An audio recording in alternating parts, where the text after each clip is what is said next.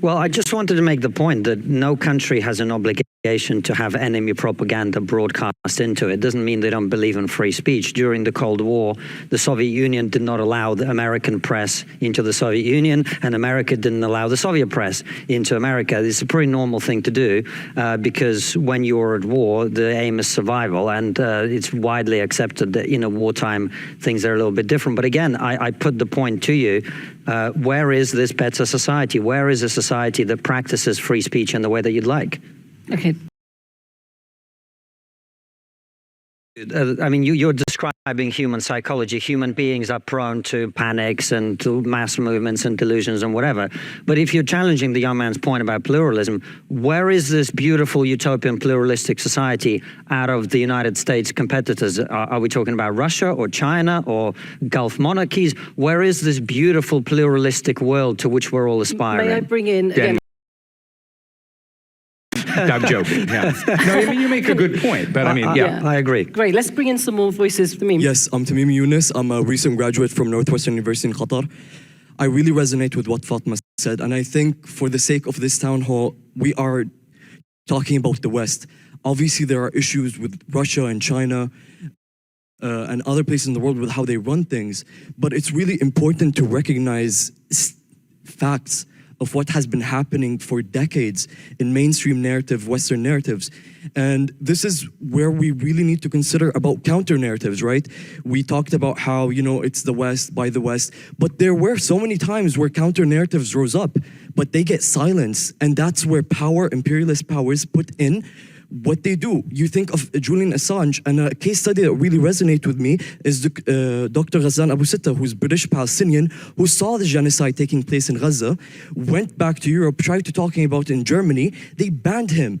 And then they banned him in France. They didn't allow him to talk to students. They attempted to do that virtually. If the West truly cares about what it claims to focus on, it wouldn't do that.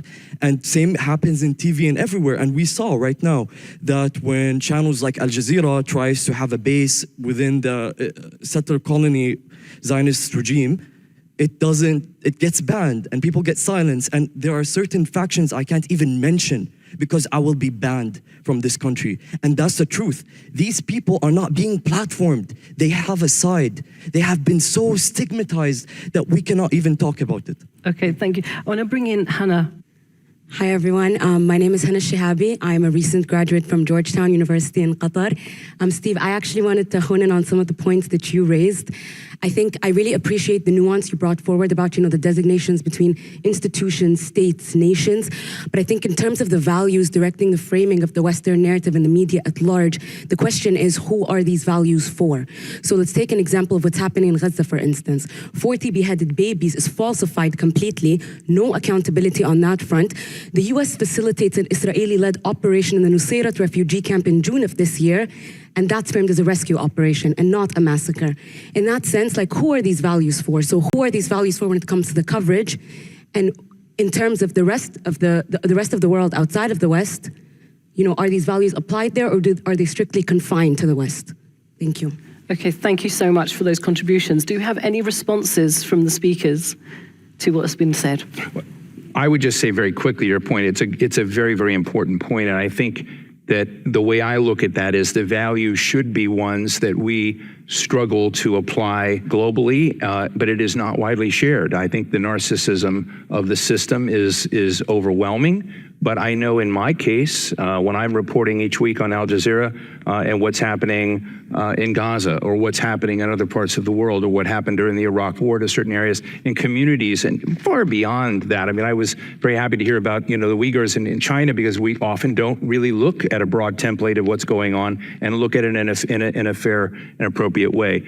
But while I completely agree with you, I think it's very important to know that there are heroes out there in Western journalism trying to do the right thing and trying to institutionalize.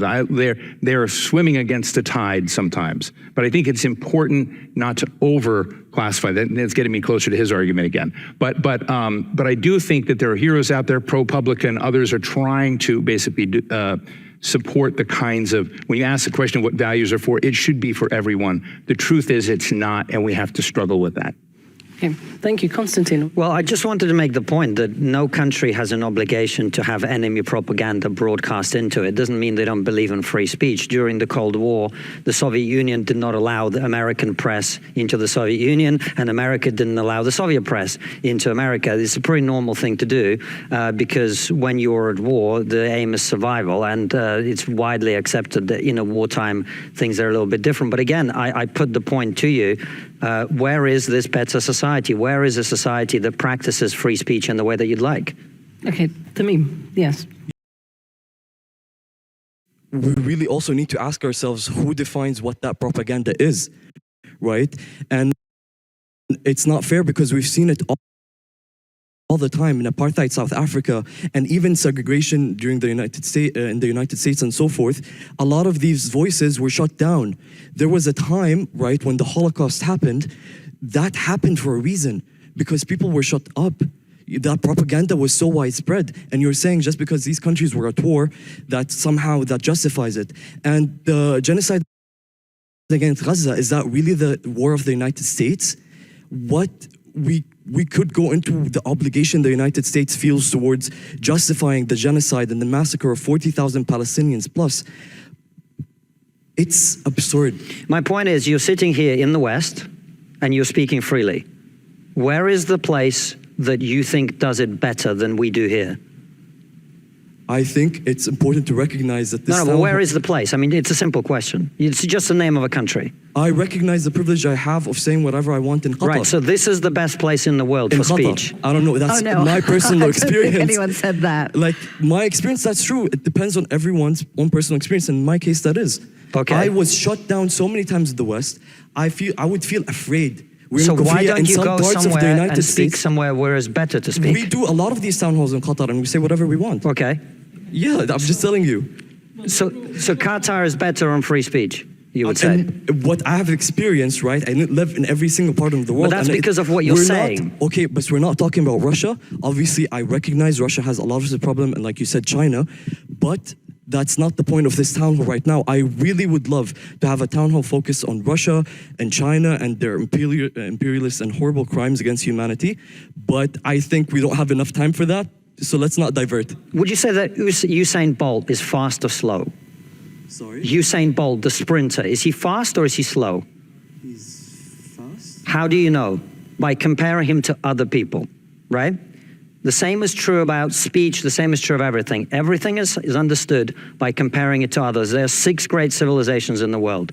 Western Christian civilization, Eastern Christian civilization, the 2 Islamic civilizations, the Chinese civilization, and the Indian civilization. In which of those civilizations would you rather live than the one that you are speaking in now? That's got nothing to do with the point about speech. Let's hold on to this, but it's good that we're getting a bit warmed up, I would say, on the... An unbelievable, great exchange there. And Konstantin Kisin, he's literally asking, where on this globe, on this planet, what country are you going to pick that will allow you the freedom of speech? That young man, articulate, has his point of view, but he's talking it from, and listen, everybody's going to talk about something that is really, really, you know, I mean, just, it's in their soul. And they've got points of view, POVs we call them, points of view. And so obviously he is sticking to his point of view and keeps bringing in the fact about what's happening with the Palestinians in Gaza and the whole Israeli-Hamas-Palestinian conflict. And the young lady came in and talked about, you know, the narrative that is being formed in the Western media and some of the premises that are being brought forth are not true according to her. And so there's biases and prejudices and a narrative that's being formed that's against the Palestinians.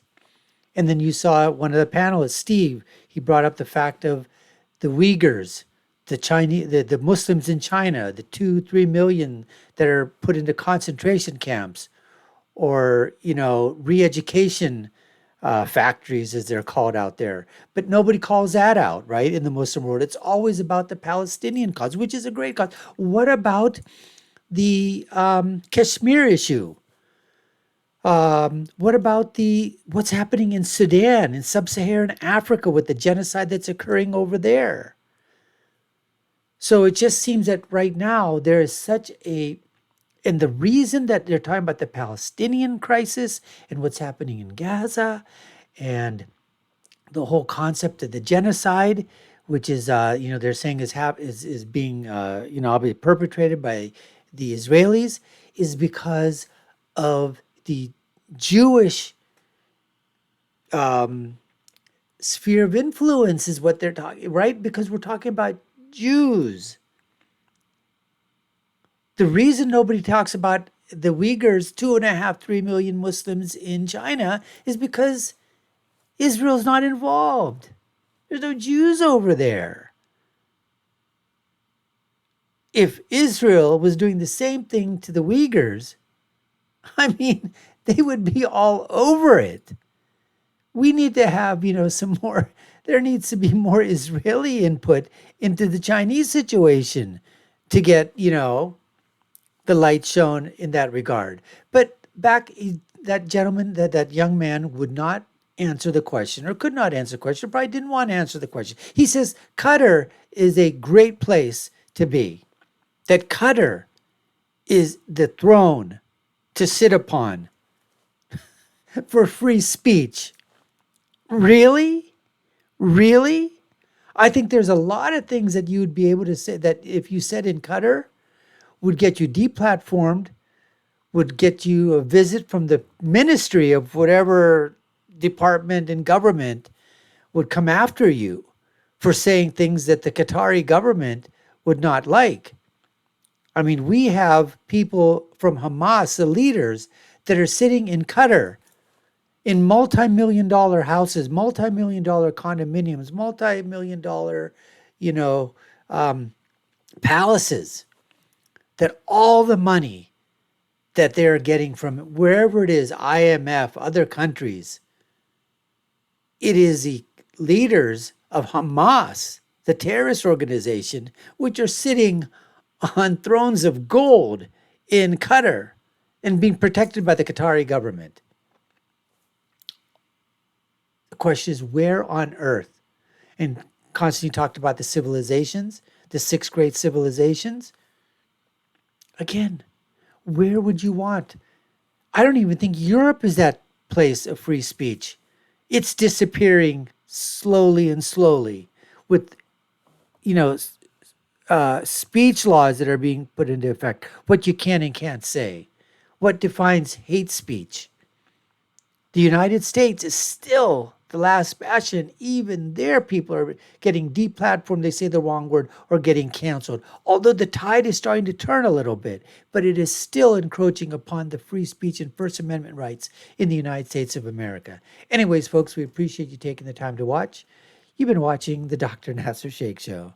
I've been your host. My name is Dr. Nasser. If you've been done so already, we'd love you to subscribe to the channel, like, share, and follow us. You all know what to do. Take a look at our other links above and below. My final thought is always, when you're right, you're right. And when you're left, you're all wrong. Until next time, folks, take care and stay safe.